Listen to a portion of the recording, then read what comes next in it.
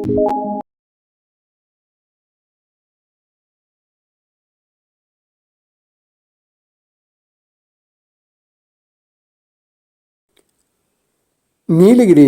மாவட்டம் கூடலூரில் ஓவேலி பகுதியில் அடுத்தடுத்து இருவரை கொன்ற ஆட்கொல்லி புலியை பிடிக்க வேண்டும் என வலியுறுத்தி நீலகிரி அதிமுகவின் மாவட்ட செயலாளர் நந்தகுமார் தலைமையில் ஆர்ப்பாட்டம் நடத்தினர்.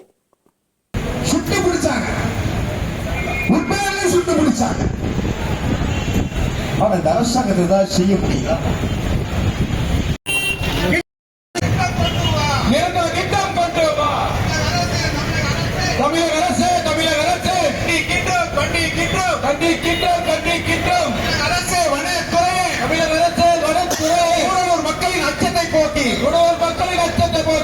மக்களின் அச்சத்தை போக்கி பாதுகாப்பாக மக்கள் வாழ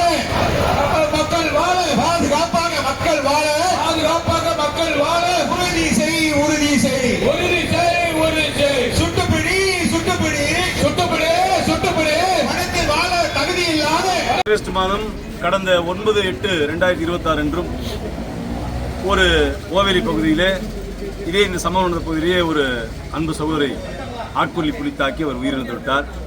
அப்பொழுதே இது சம்பந்தமாக தமிழக அரசு அந்த நிதி 50 லட்சமாக உயர்த்தி கொடுக்க வேண்டும், அவர் குடும்பத்தில் ஒருவருக்கு அரசு வேலை கொடுக்க வேண்டும், அதே போல இந்த ஆட்கொல்லி புலியை உடனடியாக சுட்டு பிடிக்க வேண்டும் என்று பல்வேறு கோரிக்கைகள் மக்கள் கூடலூர் பகுதி மக்கள் எழுப்பியிருந்தார்கள்.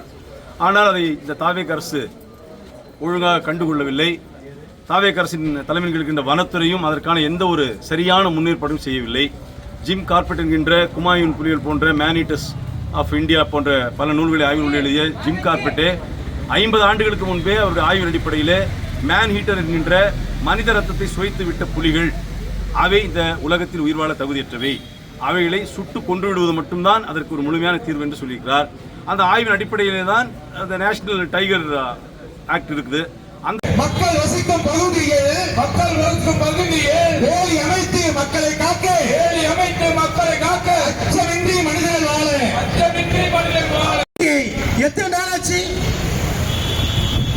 இந்த வனத்துறையும் இந்த அரசும் என்ன செய்து கொண்டிருக்கிறது? போன வாரம் ஆர்ப்பாட்டத்துக்கு நாங்கள் தனியாக கூடலூர் நகரத்தில் அலுவலகத்தில் நாங்கள் இந்த அரசுக்கு காது செவிலே கேட்க வேண்டும், நாம் ஒரு ஆர்ப்பாட்டத்தை செய்ய வேண்டும் என்று நம்ம தொடங்கி இருந்தோம். அது காரணமாக இன்றைக்கு அனைத்து கழக தொண்டர்கள் வந்து இந்த ஆர்ப்பாட்டத்தை நடந்து கொண்டிருக்கிறீர்கள். எனவே நீங்கள்